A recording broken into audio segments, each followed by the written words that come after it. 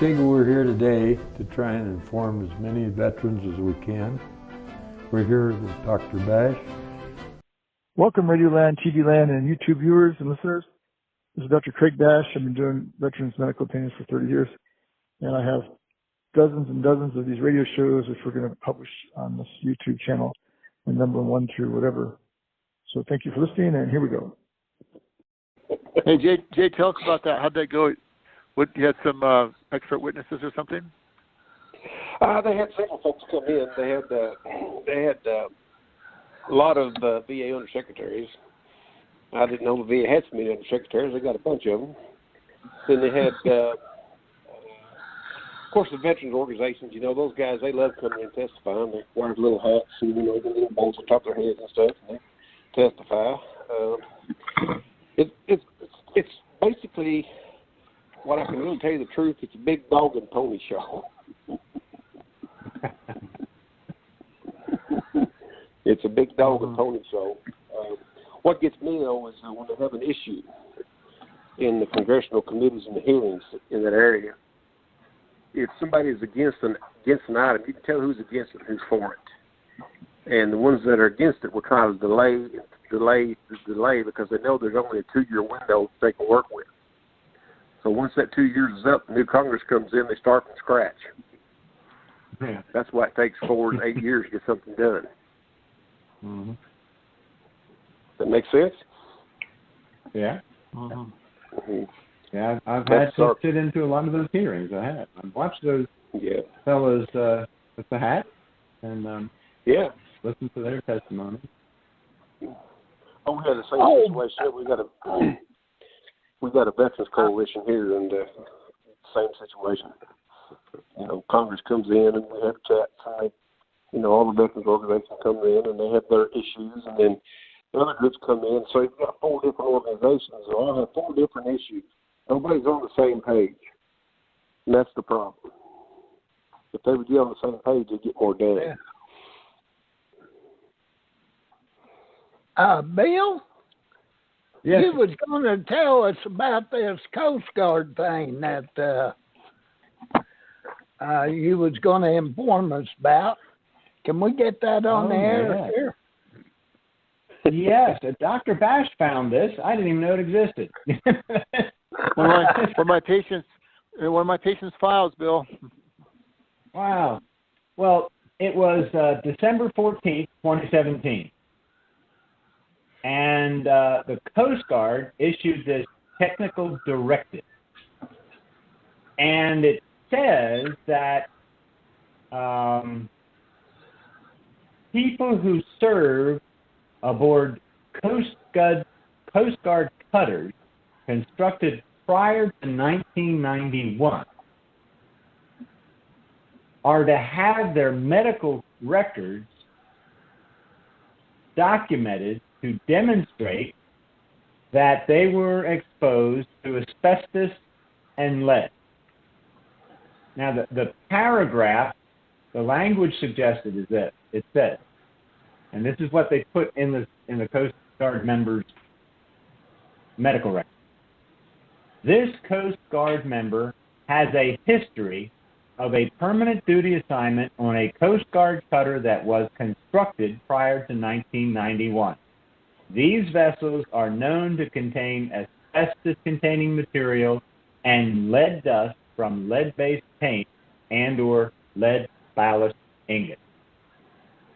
So, one of the things they say up here that they are doing this expressly to create medical documentation of these exposures as it may facilitate the processing of future Veterans Administration disability claims. Okay? Now, that was December 2017. So what I did was I looked through M21, that's the employee manual again, to see, well, okay, has VA done anything in response to this? And the answer is no. No. So if there is a member of the Coast Guard who wants to claim that they have a disability related to asbestos exposure or exposure to lead, this letter provides crucial, very important evidence documenting that if that ship was constructed prior to 1991, they were exposed.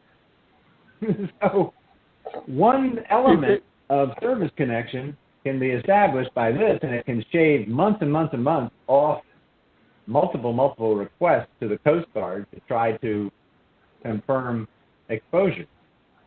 Hey, so Bill. I think this is a very important document, and we need to get it out there. Yep. Hey, Bill, can this be generalized, analogous to other Navy ships that were built at that time and painted with the same paint? No. We don't know, or this doesn't discuss other branches other than saying, this clarifies policy under the responsibilities and authorities of the Coast Guard, okay, and internet release is authorized, but no other entity or any other agency is within their jurisdiction. So that's what they're saying. They're saying we're doing this, okay, to document exposure in our Coast Guard cutters from 91 and back. And it includes a list. It doesn't necessarily mean a list of all, but it includes a list of many Coast Guard cutters that were shown to be amongst this class. And it's 4, 5, 6, 7 pages of Coast Guard cutters. So I think it's important knowledge to have. I think, if VA was interested, I think it would be a good idea for them to actually take this letter into consideration and publish it and maybe amend the manual to include it. But, I don't work there anymore. Hey, Bill, years ago, I was talking to, not that many years ago, 2-3 years, the chief of the logistics for the Pentagon, and he was saying that there's all these contracts that come in, like for Hummer tires, for example, and they all come into the DoD contracting center. And, there's Hummer tires for Navy that needs them in 1 week, and there's Hummer tires for the Army that needs them in a month, and there's Hummer tires that need to transport around the world. And there's all these contracts, and they all kind of often boil down into a single source, So I was thinking that might be the same deal with the paint. I'm just back to that paint thing. The paint that the Coast Guard ordered through the DoD logistics system might be the same paint that the Navy, Marines, and everybody else used on their ships, Yeah. Might be able to search. The Navy ships use those. Do Navy ships use that lead ballast? I don't know. I'm not a Navy guy, but the paint might have been the same. That might be a way to track it. If we found the contracting sources, it might have been the same supplier. Actually, the main content of lead aboard any Navy ship, Coast Guard's saying they use every exposed metal surface that they use for flooring and walkways. Every one of those flooring and walkways were actually brushed and painted with a paint called red lead, which is a lead-based red paint. And there we go. It's all over the place. So you find that contract for the red lead paint, and see if it was generalized throughout the military, which it probably was. And bingo. It is. I've got the MSE. I thought it somewhere. I can send you a copy of that. Until Secretary Davis, she shows a lot of stuff. That might be something worthwhile to share with Congress and with VA and say, you need to change your rules.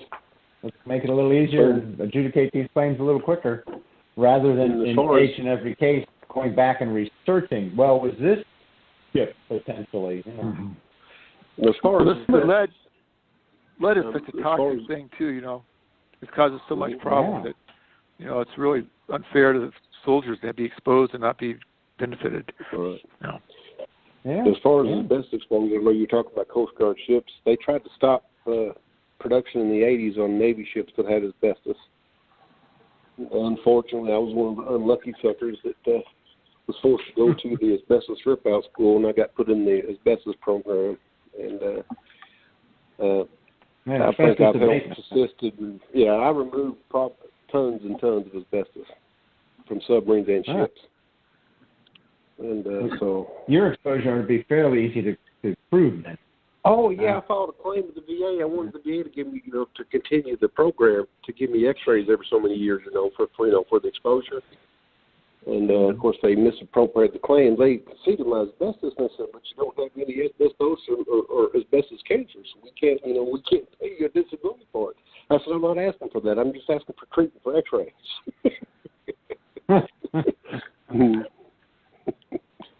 Mercy. Jay, you had a respirator on too, right? Jay, a filter? We had respirators on when we do an extra rip out. We have a lot of issues to where anytime you're in a shipyard or construction zone on board a ship, there's a lot of people, and if they take out a big piece of equipment like a SFTG or something huge, they'll cut a hole in the side of the ship and take it out and put new stuff in. Well, during that process, especially in that engine compartment, some things start swinging wildly, and they start chunking those big steam pipes. And once they chunk that steam pipe and that andesite gets airborne, it's too late. Yeah. So I know I was in the reserve and I walked on board a cruiser in Philadelphia in the shipyard. I walked in there and I saw the mess down there, and I went to the XO of the boats to get everybody out of there. And I asked them to call over to the Environmental Preventive Medicine in Philadelphia, and they come over and started monitoring the air. And they would let nobody go in there. They had to send civilians there to patch everything up for the limbs go. They shut them down for about 2 weeks. All right. Yep. So it's bad stuff. It'll kill you. And there's 5 of them that work with me. And they're dead now. So that's a true story. But it's a dangerous job. You don't have a choice. So my problem. Yeah, that asbestos will do more than just your lungs. Won't get in your throat, your stomach, and everywhere else. Stomach. Yeah. Yeah, it's like little tiny microscopic javelins, and they just start to migrate above and below the diaphragm. They can go, quite a distance. Bladder cancer and bowel. Yeah, it affects a lot more than lungs, and I believe people forget about that when they get some of these diagnoses, that it could be as a result of exposure to asbestos, That's where autopsy. Throat cancers. Yep, that's where autopsy comes in microscopic evaluation, because you can see the fibers, I've had some cases where we found things, bladder and kidney cancer, and asbestos fibers in there, It's kind of a smoking gun. Let me tell you a whole I story. remember one case that you and I conferred on many, many years ago. I was amazed. Let me tell you a whole story, guys. Yeah, Jay. I was in 1984 in Southern California. At the time, I was the only certified radiation worker, asbestos worker on the West Coast for the Navy. Some infant decided he was getting his qualifications on board a 594 class submarine. He was turning valves and having all kind of good stuff, having a fun time, learning the qualifications. Idiot turned the wrong valve, flooded the lower level of the reactor compartment with salt water. And here I am all by myself. So imagine having to suit up and go inside a reactor compartment and rip out asbestos, go back out, do it again. And we finally got the shipyard to come in and finish it. That's double jeopardy. Yeah. Radiation, asbestos. Yeah. Maybe you got vaccinated. No, I got irradiated. I guarantee you that. Of course, it's different in that situation we work from, because they hang up shielding everywhere. It's kind of like, you only got areas you can work in. It's just, if it's hot, you can't. It's dangerous. You fall through a curtain, you're dead. Hey, Bill, what was that case you were talking about, Bill? Remember? Oh, yeah. You were looking at the imaging. And you just glanced at it and you said, "Oh yeah, there's asbestos, there's asbestos." I went, "Doc, what do you see?" And the doc explained to me, "Well, you think about your favorite car, and you look down the side of the car, you know every little scratch that wasn't there before." You know. Well, I've looked at thousands and thousands and thousands of these images, so stuff stands out. Yep. That's exactly right. Yeah, it becomes an image. It just becomes an image. Yep. Yep. Well, you know, that's a profession that everybody has to look closely at. I mean, you know, two eyes, one set of eyes could be different than another set of eyes.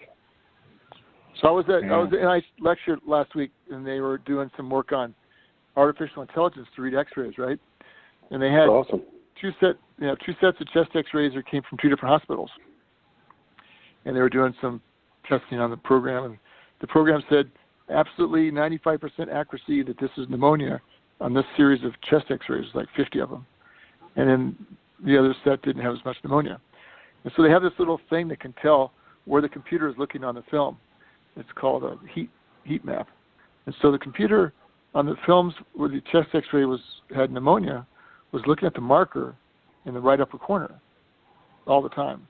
And so the computer made the analysis that the chest X-ray had pneumonia because it came from Hospital A, which is known to have like 95% of their cases with pneumonia. So it's all based on the marker. Yeah, okay. Huh. Yeah, right. So artificial unintelligence. My bride retired from the VA. She worked in X-ray. She did everything from special procedures to general X-rays. And a bunch of students in there one day, I guess there were residents, med students were in one of the rooms, and they were looking at X-rays.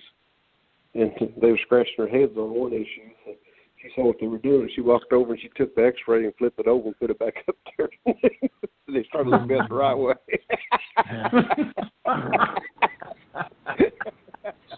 Common sense. Common sense. Mm. Yeah. Remember, Doc, we won that MS case, basically common sense. We were doing battle with the dean of neurology of a major university out west. And he wanted to disagree with you that the symptoms documented in the service record were or were not signs of MS. And it was so simple to torpedo that expert because he made this sort of general statement that these variations in hearing capability can be associated with head cold, and sinus congestion and the like. But what he didn't realize was, during those periods of time when the guy was treated for that stuff, his hearing was fine. It was during the periods of time when it wasn't there that his hearing went screwy and then got better. So no, it wasn't. It's clearly not infection because those infections were at times that were different from those exacerbations of hearing loss. And the exacerbations themselves were pretty weird. It's kind of like playing a piano where these losses are traveling up and down in different frequencies at different times. And sometimes they're all better, sometimes they're all worse, and sometimes they're less, and sometimes they're right. No. That's not infection, that's MS. Bill brings up a good point about the record. These cases can hinge on one word in the medical record. One diagnosis or one misdiagnosis can change the whole course of the case. And so that record review and knowing what to look for in the record is like the car example. Knowing what to look for is an important part of the whole thing. Mm-hmm.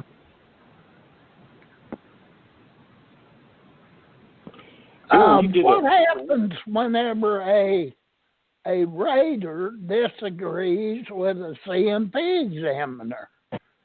The CMP examiner says one thing, the rater says, "No, you're wrong." and All right. what, Let me say what it this way. happens in a case like that? I mean, the Okay. rater's The not rater- a medical personnel. Took the words right out of my mouth. The rater is not a doctor. Okay? And those of us with a boatload of experience even are not considered to be a medical expert. So the doctor prevails.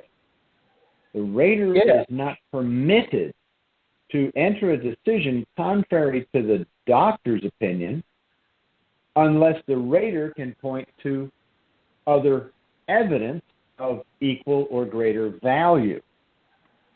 So, for example, if the rater sees the doctor say, this is not related to service, and the doctor has used something that the rater thinks is faulty reasoning or misinterpretation of evidence or something that's just inexplicable, the rater then may defer a decision and send it back to the doctor for a clarification. And the rater can express to the doctor his concern and see what the doctor has to say about it. Now, Well, what if the doctor sends it back and say, this is my decision, I'm sticking with it? yeah, and I've seen it.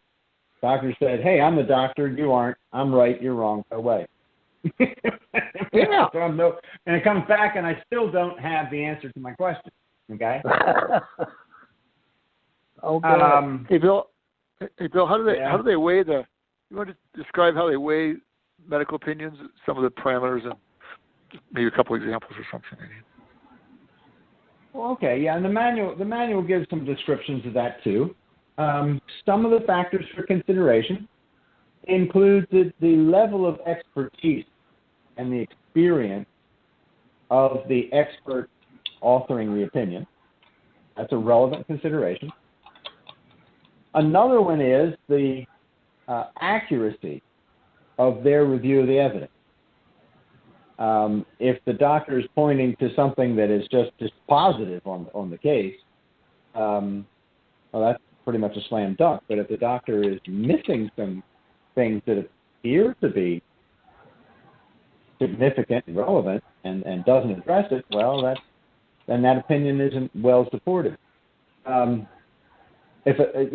Sometimes we'll see medical opinions when the doctor doesn't review any records. Well, that's probably not too valuable. Okay. Sometimes what I've seen and what I've still seen in more recent history are medical opinions that are predicated on a lack of treatment or documentation in treatment records. And that's not the relevant question, because it's not a question of treatment, it's a question of symptoms and manifestation. And a veteran can tell you what his symptoms were and what they've been for the last 20 years, and that's relevant evidence. In fact, I actually came across something. Let me see if I can pull it up again. I came across this in the manual just recently. Oh, here it is. Or it's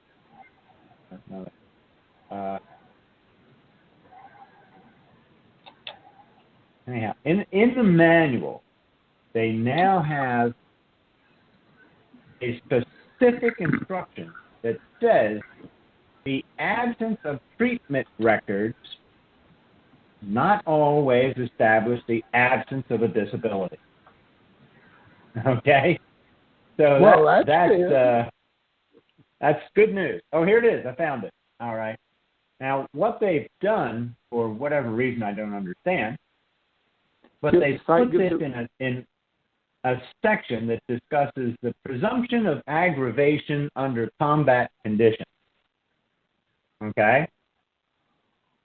And in there, they say, important in bold, do not merely dismiss the presence of a disability because there is an absence of accompanying medical treatment record. The absence of treatment record does not necessarily mean the absence of a disability. Moreover, the absence of medical records during combat conditions does not necessarily establish the absence of a disability. Now, Hey, Bill, what location is that? That would be in M21-1, Part 4, II-2B4M. And it's under the section of adjudicating claims for aggravation in combat. And in this section, they're referring... Does that only refer to combat veterans? Yes, because the principle that they're expressing here was decided by a case called Maxton in the Federal Circuit. Yeah. Now, I haven't done my homework on this, but I recall Maxton. But the issue that was definitively held in Maxton was that the presumption of aggravation during combat and the question can be based on a consideration of the veteran's entire medical history to include any lengthy period without medical complaint during and after service. So you got a career soldier, and he goes into combat, and he comes back, and he serves another 5 years, and then he retires, and then he files a VA claim, and he's claiming that this was aggravated in combat. Well, okay, maybe it was, but, you know, the presumption that it was is somewhat rebuttable because you went for such a long time thereafter without ever complaining about it. You know, so it's a relevant consideration. They're not saying which way to decide it. And personally, when I made decisions and I was making arguments for veterans as a rep, I considered and gave full credence to credible lay statements describing a history of symptoms. Thank you all for listening. That ends this show. And now I'm going to zoom off.